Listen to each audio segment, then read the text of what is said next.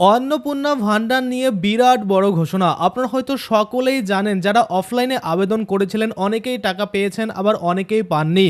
কিন্তু বিশেষ করে এখন দেখা যাচ্ছে দোকানে ভিড়। যারা অফলাইন আবেদন জমা করেছিল তারাও কিন্তু অনলাইন আবেদন করছে। হ্যাঁ, কিছু ক্ষেত্রে এটা কিন্তু সত্যি, যারা অফলাইন আবেদন করেছে তাদেরকেও কিন্তু অনলাইন আবেদন করতে হবে, কিন্তু সবাইকে না। কাদের করতে হবে, কাদের করতে হবে না, যারা আবেদন করে টাকা পেয়ে গেছে তাদের কি হবে, বা যারা অনলাইন আবেদন করছেন তাদের কি হবে, যাদের অনেকের অনেক ধরন হয়ে গেছে, অনেকের 7 দিন, অনেকের 15 দিন, কিন্তু টাকা আপনারা পাচ্ছেন না। বা অনেকেই বলছেন যে 1 তারিখ থেকে টাকা দেওয়ার কথা, সেক্ষেত্রে 12 তারিখ হয়ে গেল এখনও টাকা পেলাম না।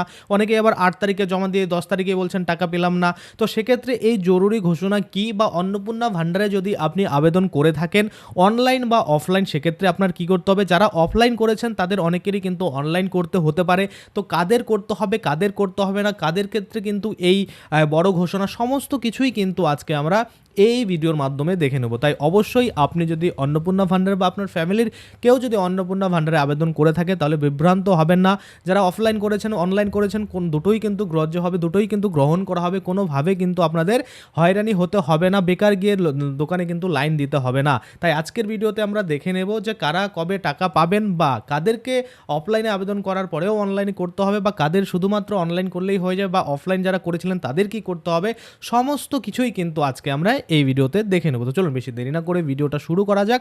শুরু করার আগে অবশ্যই আপনাদের বলবো, যদি ফেসবুক থেকে ভিডিওটা দেখে থাকেন তাহলে অবশ্যই পেজটাকে ফলো করে নেবেন, আর যদি ইউটিউব থেকে দেখে থাকেন তাহলে অবশ্যই চ্যানেলটাকে সাবস্ক্রাইব করে পাশের বেল আইকনটাকে এনাবেল করে নেবেন। তো দেখুন, পরিষ্কার করে যে ঘোষণা বা জরুরি ঘোষণা দেওয়া হয়েছে, কারণ অনেক মানুষ বিভ্রান্ত হচ্ছে, তাদের জন্য কিন্তু চিন্তা করে এই যে ঘোষণা সেটা কিন্তু করা হয়েছে। কি, আপনারা অনেক দিন থেকেই দেখছেন যে আবেদন করার 2-3 দিনের মধ্যে টাকা ঢুকে যাচ্ছে। দেখুন, সেটা শুধুমাত্র প্রথম যারা করেছে, অর্থাৎ বিজেপি সরকার আসার আগে বলেছিল যে জুন মাসের 1 তারিখ থেকে প্রত্যেক মহিলাকে 3,000 টাকা করে অন্নপূর্ণা ভান্ডারের মাধ্যমে দিতে হবে। তো সেই কথা রাখার জন্য তারা রবিবারেও কিন্তু ফর্ম কালেক্ট করে, বাড়ি বাড়ি গিয়ে ফর্ম কালেক্ট করে তাদের যে তথ্য সেটা অনলাইন পোর্টালে আপলোড করে তাদেরকে কিন্তু টাকা দিয়েছে। এবার সেই যখনই টাকা ঢুকলো, বাকি মহিলারা কিন্তু একদম তড়িঘড়ি করে, মানে ছোটাছুটি শুরু করে ফর্ম নিয়ে, কেউ অফলাইন কেউ অনলাইন, যেখানে পারছে সেখানে কিন্তু আবেদন জমা দিচ্ছে। আর বলছে আমাদের কেন টাকা ঢুকছে না, ওরা তো জমা দেওয়ার 2 দিনে ঢুকে গেছে, 3 দিনে ঢুকে গেছে, 4 দিনে ঢুকেছে। দেখুন, যখন কোনো রাজনৈতিক দল প্রতিশ্রুতি দেয় যে আমরা ভোটে জিতলে এই করব ওই করব, সেটার রক্ষার্থে কিন্তু ওই টাকাগুলো দেওয়া হয়েছে। এখন যে আবেদনগুলো জমা পড়ছে, এখন কিন্তু আর 100, 200, 500, 1000, 2000 আবেদন নয়, লাখ লাখ আবেদন কিন্তু জমা পড়ছে। তো সেক্ষেত্রে সেগুলো এন্ট্রি করতে, সেগুলো ভেরিফাই করতে একটা সময় সাপেক্ষ ব্যাপার রয়েছে।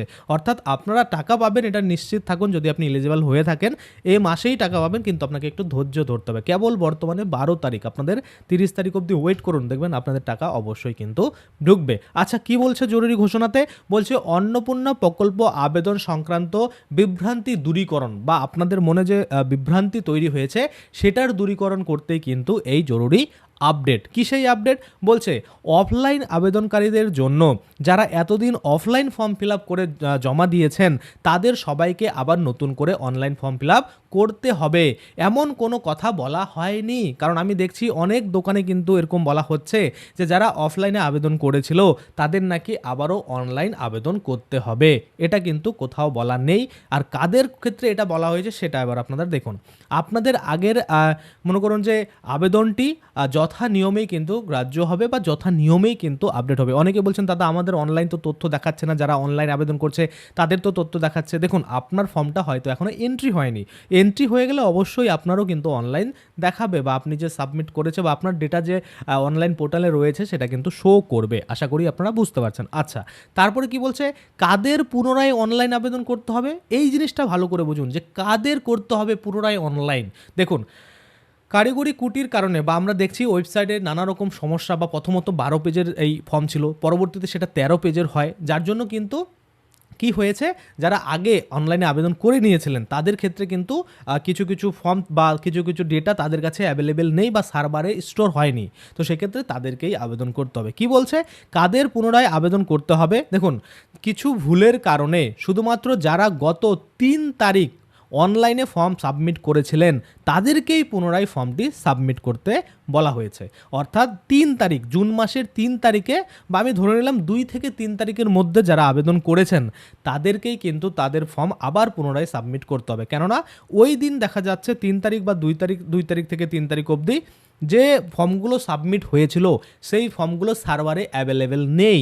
সে কী কারণে নেই, তাদের প্রবলেম, তাদের ভুলের কারণে নেই, সেটা আপনাদের কোনো দোষ নেই। কিন্তু আপনাদের তাই রিকোয়েস্ট করে বলা হচ্ছে, যারা 3 তারিখ আবেদন করেছিলেন তারা পুনরায় আপনারা আপনাদের ডেটা দিয়ে আবার কিন্তু আবেদনটা সম্পূর্ণ করুন, এটাই কিন্তু বলা হচ্ছে। আচ্ছা, নতুন আবেদনকারীদের জন্য, যারা একদম নতুন করে অন্নপূর্ণা প্রকল্পের জন্য আবেদন করবেন, তারা যেন অফলাইনের চেয়ে অনলাইন মাধ্যমকে বেশি অগ্রাধিকার বা প্রায়োরিটি দেন। এটা কিন্তু আমি প্রথম থেকেই আপনাদের বলছি যে অফলাইন থেকে অনলাইন আবেদনটা কিন্তু খুব ইজি রয়েছে। তারপরে কিন্তু সেটাতে আপনি আবেদন করলে আপনার নির্ভুল যে তথ্য সেটা কিন্তু বেশি যাওয়ার সম্ভাবনা থাকে, কেননা আপনি দেখে শুনে ধীরে সুস্থে কিন্তু দিচ্ছেন। এবার অফলাইনের ক্ষেত্রে কি হয়, আপনি সব কিছু সমস্ত কিছু ঠিকঠাক দেখে সুন্দর করে লিখে দিলেও যে আধিকারিক আপনার হয়ে সেই ফর্মটা অনলাইনে ডেটাটা এন্ট্রি করে, সে কিন্তু আপনার নামের বানান ভুল লিখে দিতে পারে বা ভুলবশত অনেক কিছু ভুল সিলেক্ট করে দিতে পারে। এই সমস্যাগুলো কিন্তু হতে পারে। যেমন বেশ কিছু কমেন্ট আমি দেখছি, অনেক মহিলারাই কমেন্ট করছেন যে আপনারা ডিস্ট্রিক্ট ভুল সিলেক্ট করে নিচ্ছেন। মানে আবেদন করার শুরুটাই হচ্ছে ডিস্ট্রিক্ট দিয়ে, প্রথমে আপনাকে ডিস্ট্রিক্ট মানে সিলেক্ট করতে হয়, সেটাই যদি আপনি ভুল করে দেন তাহলে কীভাবে হবে। এবার একটা জিনিস ভাবুন, আপনার যে ডকুমেন্ট আপনার রয়েছে সেখানে তো মনে করুন ওই ডিস্ট্রিক্টের আন্ডারে সেই অ্যাড্রেস রয়েছে, এবার আপনি যদি অন্য কোনো ডিস্ট্রিক্ট সিলেক্ট করেন সেক্ষেত্রে তো ভুল হচ্ছেই। তো আপনারা এইরকম ভুল করবেন না, একটু ধীরে সুস্থে যারা আবেদন করতে জানে একটু তাদের হেল্প নিয়ে তারপরে কিন্তু আপনারা আবেদনটা করবেন। তাহলে আমরা কি দেখলাম, অফলাইনে যারা আবেদন করেছেন তাদের অনলাইনে আবেদন করার দরকার নেই। যদি আপনারা অফলাইনে আবেদন করে থাকেন, আপনারা অবশ্যই আজকে হোক বা কালকে হোক যখন স্ট্যাটাস চেক করা যাবে তখন আপনারা নিজেদের স্ট্যাটাস চেক করতে পারবেন। আর আপনারা কিন্তু আপনাদের যে আপডেট অন্নপূর্ণা প্রকল্পের স্ট্যাটাস পেন্ডিং রইলো নাকি রিজেক্ট হয়ে গেল নাকি অ্যাপ্রুভ পেলো সব কিছু কিন্তু দেখতে পাবেন। আচ্ছা, শুধুমাত্র 3 তারিখে, জুন মাসের 3 তারিখে, অর্থাৎ 2 থেকে 3 আমরা ধরে নিচ্ছি, এই দিনগুলোতে যারা ফর্ম সাবমিট করেছিল তাদের ডেটাগুলো স্টোর হয়নি সার্ভারে, তারা কিন্তু পুনরায় আবেদন করবে। হয়ে গেল। এবার এই ঘটনাটাকে এমনভাবে লটানো হয়েছে যে যারা অফলাইনে আবেদন করেছে তাদের প্রত্যেককেই আবার অনলাইন করতে হবে। দেখুন, অনলাইন তখনই করতে হবে যখন আপনার ফর্মটা কোনো আধিকারিক ডেটাটা অনলাইনে আপডেট দেবে না। যদি আপনার যে না দেওয়া হয়, ধরুন আপনি এত ফর্ম জমা করেছেন কিন্তু আপনার নামটা অনলাইনে ডেটা এন্ট্রি হয়নি, আপনার ফর্মগুলো ওইভাবেই অফিসে জমা থেকে গেছে, সেক্ষেত্রে কিন্তু আপনাদের অনলাইন আবেদনটা করতে হবে। এবার আশা করি কিছুদিন অপেক্ষা করলে আপনাদের যে ফর্মগুলো সেগুলো অবশ্যই ডেটা এন্ট্রি হয়ে যাবে আর আপনারা আপনাদের স্ট্যাটাসও কিন্তু দেখতে পাবেন। আচ্ছা, হলো। এবার একটা কথা, অফলাইন যারা জমা দিয়েছেন তাদের ভয়ের কিছু নেই। অনেকেই ভয় পাচ্ছেন যে অফলাইন দিয়েছি হবে কি হবে না। এর আগে যুবসাথীর আমরা দেখেছিলাম যখন ভোটের আগে যুবসাথীর টাকা দেওয়া হয়েছিল তখন কিন্তু অফলাইনে যারা আবেদন করেছিল তাদের টাকাই ঢুকেনি, কেননা তাদের ফর্মগুলো এন্ট্রি হয়নি।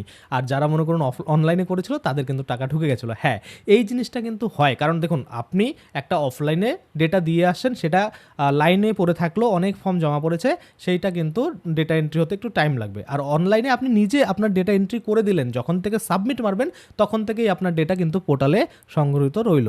তাহলে অবশ্যই অনলাইনে যারা করবে তাদের কিন্তু দ্রুত ভেরিফিকেশন হওয়ার চান্সেস থাকবে, কেননা আপনারা অফলাইন আপনার ডেটা এন্ট্রি হতে হতে দেখা যাচ্ছে যারা অনলাইন করেছে তারা কিন্তু ভেরিফাই পেয়ে গেছে। তাই অফলাইন থেকে আমি প্রেফার করব, প্রথম থেকেই বলছি, সেটা আপনারা অনলাইনে আবেদনটা করার চেষ্টা করবেন। আচ্ছা, গেল। তারপরে শুধু 3 তারিখের অনলাইন আবেদনকারী এবং নতুন আবেদনকারীদের অনলাইনে বিষয়টি মাথায় রাখতে হবে, অর্থাৎ শুধুমাত্র 3 তারিখে যারা আবেদন করেছে তাদেরকেই কিন্তু অনলাইনে আবার আবেদন করতে হবে। আর যারা নতুন করে আবেদন করতে চাচ্ছেন তাদেরকে বলা হচ্ছে আপনারা অফলাইন আবেদন না করে অনলাইন আবেদনটা করুন। আশা করি আপনাদের আর কোনো ভুল ভ্রান্তি নেই বা অন্নপূর্ণা প্রকল্প নিয়ে কোনো রকম কিন্তু সমস্যা থাকার কথা নয় যে অনলাইন আবেদন করবেন না অফলাইন, বা কাদের করতে হবে কাদের করতে হবে না, অফলাইনে যারা করেছে তাদের আবার অনলাইন করতে হবে কিনা। হলো। এবার আসি টাকা ঢোকার কথা।